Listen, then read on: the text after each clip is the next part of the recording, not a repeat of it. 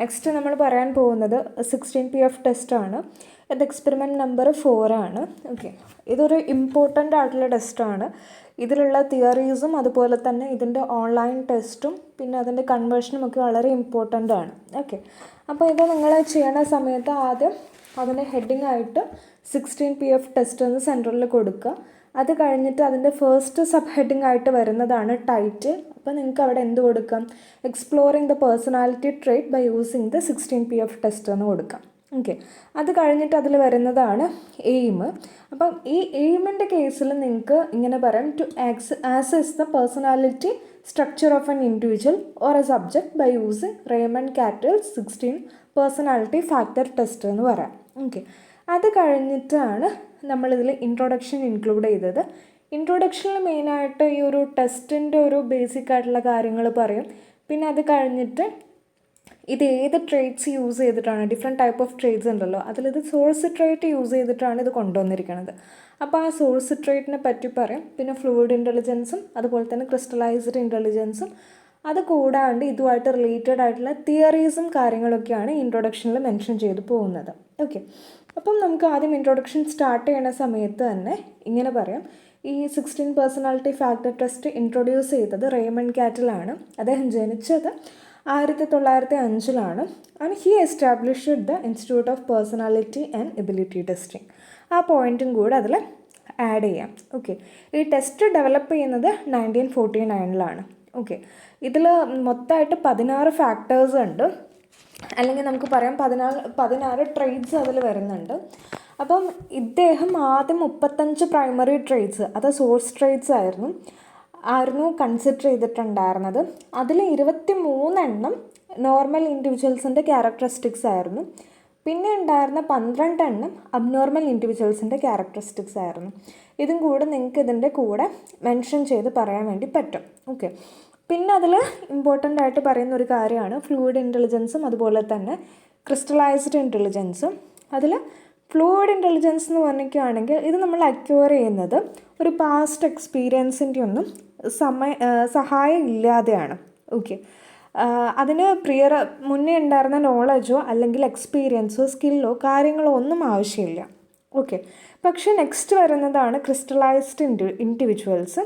ഇത് അക്വയർ ചെയ്യണമെങ്കിൽ അതിൽ മുന്നേ ഉണ്ടായിരുന്ന പ്രീവിയസ് സ്കിൽസും എബിലിറ്റീസും ഒക്കെ ഇൻവോൾവ് ആണ്.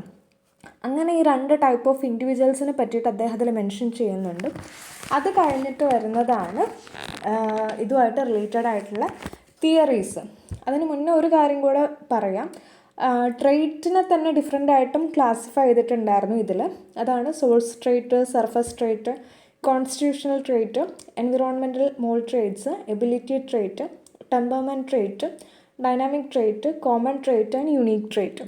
ഇത്രയും ട്രേറ്റ്സും 9 ടൈപ്പ് ഓഫ് ട്രേറ്റ്സിനെ പറ്റിയിട്ടും ഇതിൽ പറയുന്നുണ്ട്. ഓക്കെ, അത് കഴിഞ്ഞ് വരുന്നതാണ് സൈക്കോഡൈനാമിക് തിയറി.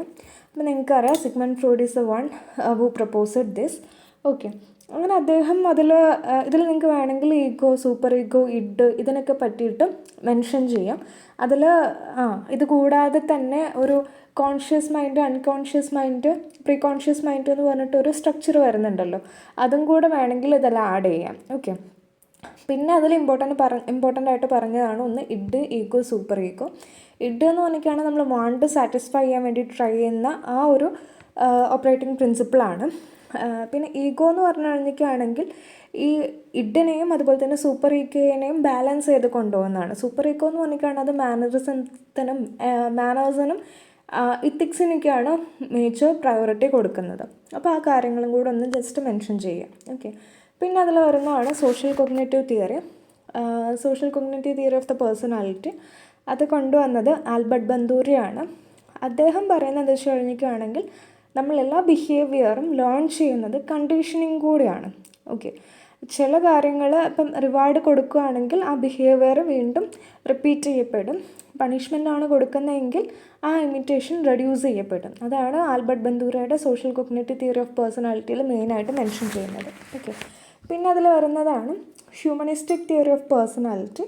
ഈ ഹ്യൂമനിസ്റ്റിക് തിയറി ഓഫ് പേഴ്സണാലിറ്റിയിൽ നിങ്ങൾക്ക് സെൽഫ് കോൺസെപ്റ്റിനെ പറ്റിയിട്ടും കൺസിസ്റ്റൻസിനെ പറ്റിയിട്ടും റിയൽ സെൽഫിനെ പറ്റിയിട്ടും ഐഡിയൽ സെൽഫിനെ പറ്റിയിട്ടും സോഷ്യൽ സെൽഫിനെ പറ്റിയിട്ടൊക്കെ മെൻഷൻ ചെയ്യാം. ഓക്കെ, അത് കഴിഞ്ഞ് വരുന്നതാണ് ലേണിംഗ് തിയറി ഓഫ് പേഴ്സണാലിറ്റി.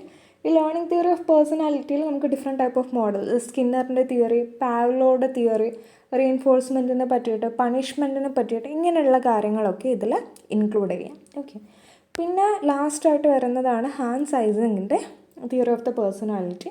ഇതിൽ അദ്ദേഹം പറയുന്നത് എന്താണെന്ന് വെച്ച് കഴിഞ്ഞിട്ടാണെങ്കിൽ ഡിഫറെൻറ്റ് ടൈപ്പ് ഓഫ് 3 ഡയമെൻഷണൽ സ്ട്രക്ചറിനെ പറ്റിയിട്ടാണ് പറയുന്നത്. അതിൽ extroversion versus introversion, neuroticism versus emotional stability and psychoticism versus self control. ഇത്രയും കാര്യങ്ങളാണ് ഐസങ്ങിൻ്റെ തിയറി ഓഫ് പേഴ്സണാലിറ്റിയിൽ മെയിനായിട്ട് വരുന്നത്. അപ്പോൾ ഈ തിയറീസൊക്കെ ഒന്ന് ഓർത്ത് വയ്ക്കാം, ജസ്റ്റ് മെൻഷൻ ചെയ്യും.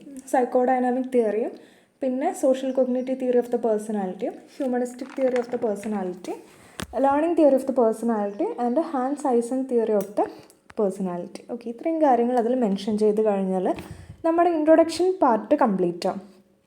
പിന്നെ വരുന്നതാണ് ഡിസ്ക്രിപ്ഷൻ ഓഫ് ദ ടെസ്റ്റ്. അപ്പം നിങ്ങൾക്ക് അതിലിങ്ങനെ പറയാം, റേമണ്ട് കാറ്റലാണ് ഇത് ഡെവലപ്പ് ചെയ്തത്. 1905 അദ്ദേഹം ജനിച്ചത്. ഒരു 1993 ഒക്കെ ആയപ്പോഴേക്കും ഈ ടെസ്റ്റ് കംപ്ലീറ്റ് ആയി. ഒരു സെൽഫ് റിപ്പോർട്ടിംഗ് സ്കെയിലാണെന്നുള്ള കാര്യങ്ങളൊക്കെ പറയാം. പിന്നെ ഇതിൽ മെയിനായിട്ട് 16 ഫാക്ടേഴ്സാണ് ഇൻക്ലൂഡ് ചെയ്തിരിക്കുന്നത്. ആ 16 ഫാക്ടേഴ്സ് ഏതൊക്കെയാണെന്ന് ഞാൻ അവിടെ മെൻഷൻ ചെയ്തിട്ടുണ്ട്. ഒന്ന് വാംത്ത്, രണ്ടാമത്തത് റീസണിങ്, മൂന്നാമത്തത് ഇമോഷണൽ സ്റ്റെബിലിറ്റി, നാലാമത്തത് ആണ് ഡൊമിനൻസ്, ഫാക്ടർ എന്ന് പറഞ്ഞാൽ ഡൊമിനൻസ് ആണ്. അഞ്ചാമത്തത് ലൈവ്ലിനെസ്, ഫാക്ടർ എഫ് ആണ്. ആറാമത്തത് റോൾ കോൺഷ്യസ്നെസ്, അത് ഫാക്ടർ ജി ആണ്. പിന്നെ വരുന്നതാണ് സോഷ്യൽ ബോൾഡ്നെസ്, അത് ഫാക്ടർ എച്ച് ആണ്. എട്ടാമത്തെ വരുന്നതാണ് ഫാക്ടർ സെൻസിറ്റിവിറ്റി ഐ. ഒൻപതാമത് വരുന്നത് വിജിലൻസ് എൽ. 10 വരുന്നത് അബ്സ്ട്രാക്റ്റഡ്നെസ്, അത് എം ആയിട്ടാണ് പറയുന്നത്. പിന്നെ 11ാമത്തെ ഫാക്ടറാണ് പ്രൈവറ്റ്നെസ് എൻ. പിന്നെ apprehension, openness to change, self reliance, perfectionism, tension. ഇത്രയും ഫാക്ടേഴ്സാണ്. അപ്പോൾ ഈ ഓരോ ഫാക്ടേഴ്സിനെ പറ്റിയിട്ടും ഒരു 1 സെൻറ്റൻസെങ്കിലും അതിൽ നിങ്ങൾക്ക് മെൻഷൻ ചെയ്യാൻ വേണ്ടി പറ്റണം. ഓക്കെ. അപ്പം ഈ ഫാക്ടേഴ്സിൻ്റെ 2 എക്സ്ട്രീംസിനെ പറ്റിയിട്ടും ഇതിൽ പറയുന്നുണ്ട്. മെയിനായിട്ട് അപ്പോൾ ഈ ഫാക്ടേഴ്സ്, ഈ 1 to 16 വരുന്നുള്ള ഫാക്ടേഴ്സും അതിൻ്റെ ടേംസും കാര്യങ്ങളും അവിടെ മെൻഷൻ ചെയ്യാം. ഓക്കെ. പിന്നെ ആ ഫാക്ടേഴ്സിനെ പറ്റിയിട്ടുള്ള ഡിസ്ക്രിപ്ഷനും പറ്റുകയാണെങ്കിൽ ചെറിയൊരു ഡിസ്ക്രിപ്ഷനൊക്കെ കൊടുക്കാൻ വേണ്ടി പറ്റുകയാണെങ്കിൽ അതും കൂടെ അതിൻ്റെ കൂടെ കൊടുക്കാം. ഓക്കെ. ഒന്നാമത്താണെങ്കിൽ ഓപ്പൺനെസ് എന്നും അങ്ങനെയുള്ള കാര്യങ്ങളൊക്കെ പറയാം.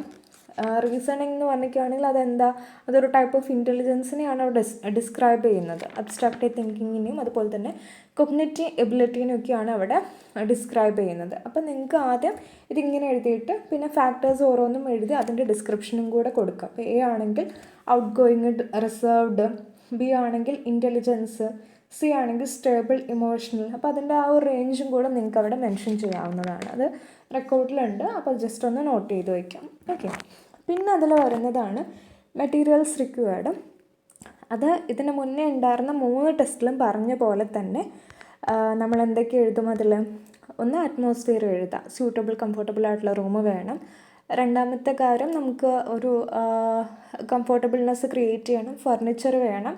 പിന്നെ ഇതിനുള്ള 16 PFൻ്റെ ഓൺലൈൻ ക്വസ്റ്റനെയർ വേണം, സ്കോറിംഗ് കീ വേണം, പിന്നെ ഒരു ആൻസർ ഷീറ്റ് വേണം, നോംസിൻ്റെ ടേബിൾ വേണം, സ്റ്റെൻസിൽസ് വേണം.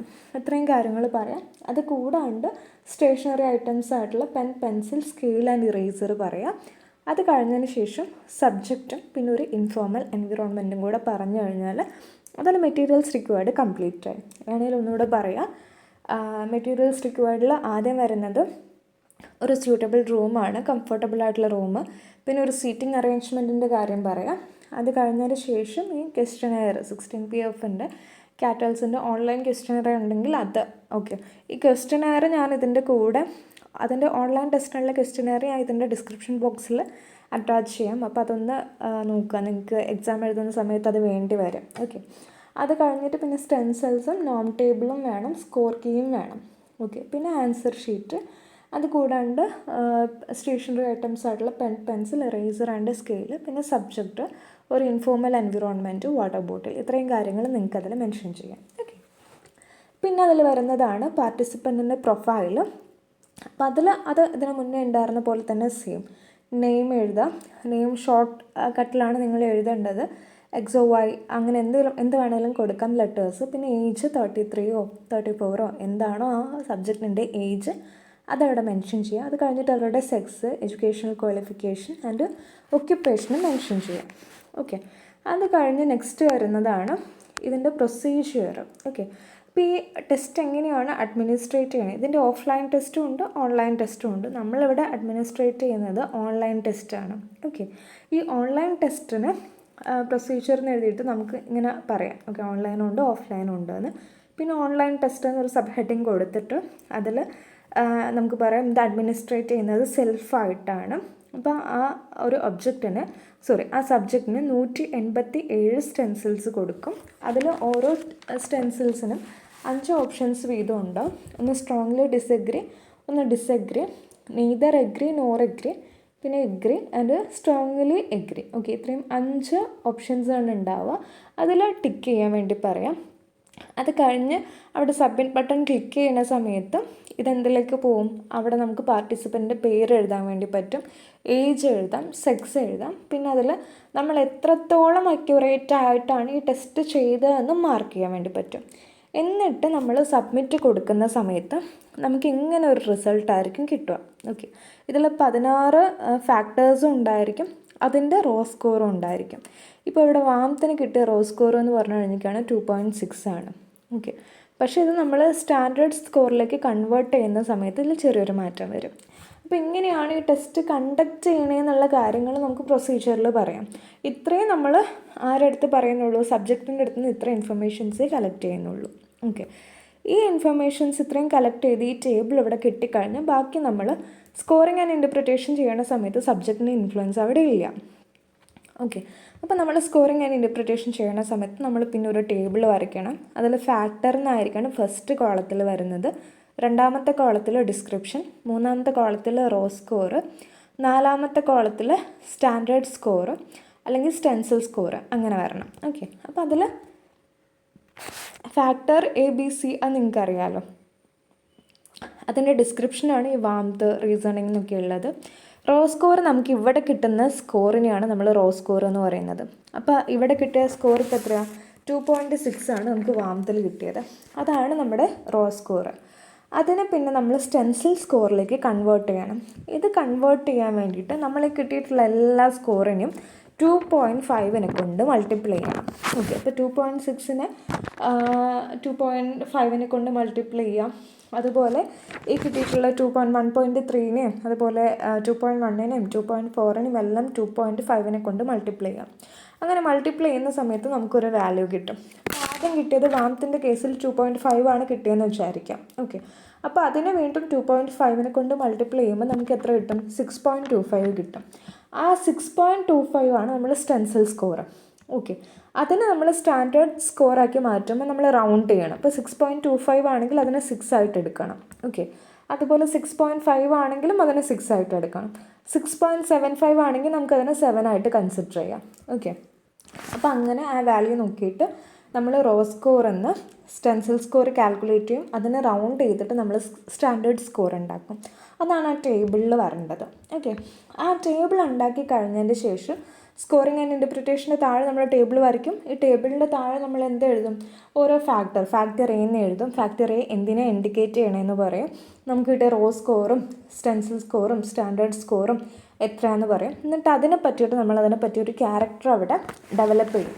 ഫോർ എക്സാമ്പിൾ, ഇപ്പോൾ വാമത്തിൻ്റെ കേസിൽ 2.5 കിട്ടിയെന്ന് വിചാരിക്കുക. നമുക്ക് മൾട്ടിപ്ലൈ ചെയ്യുമ്പോൾ 6.25 കിട്ടും. അതിന് നമ്മൾ സ്റ്റാൻഡേർഡ് സ്കോറായിട്ട് 6 കൺസിഡർ ചെയ്യും. ഓക്കെ, എന്നിട്ട് നമ്മൾ ആ 6 ഇവിടെ കൊണ്ടുവന്ന് മാർക്ക് ചെയ്യും. അപ്പോൾ ഇതിൽ സെൻറ്ററിലൊക്കെയാണ് വരുന്നത് വെച്ച് കഴിഞ്ഞാൽ ഇത് ആവറേജ് ആയിരിക്കും വരിക. ഓക്കെ, അപ്പോൾ ആദ്യത്തെ ഫാക്ടർ എ നോക്കുക. ഫാക്ടർ എയിൽ ഇപ്പോൾ നമുക്ക് 1 കിട്ടുന്നത് വെച്ച് കഴിഞ്ഞാൽ 1 റിസർവ്ഡ് ആയിരിക്കും. ഓക്കെ, 2 ആണെങ്കിൽ അത് ഡിറ്റാച്ച്ഡ് ആയിരിക്കും. അതുപോലെ നമുക്ക് കിട്ടുന്ന 10 ആണെങ്കിൽ അത് ഔട്ട് ഗോയിങ് ആയിരിക്കും. 9 ആണെങ്കിൽ വാം ഹാർട്ടഡ് ആയിരിക്കും. ഓക്കെ, അപ്പോൾ 6 കിട്ടുന്നത് വെച്ച് കഴിഞ്ഞാൽ ആവറേജ്. ഓക്കെ, ഇൻ ബിറ്റ്വീൻ ആയിരിക്കും വരിക. ആവറേജ് എന്ന് പറഞ്ഞാൽ മോർ സ്റ്റേബിൾ. ഓക്കെ, അങ്ങനെയായിരിക്കും വരിക.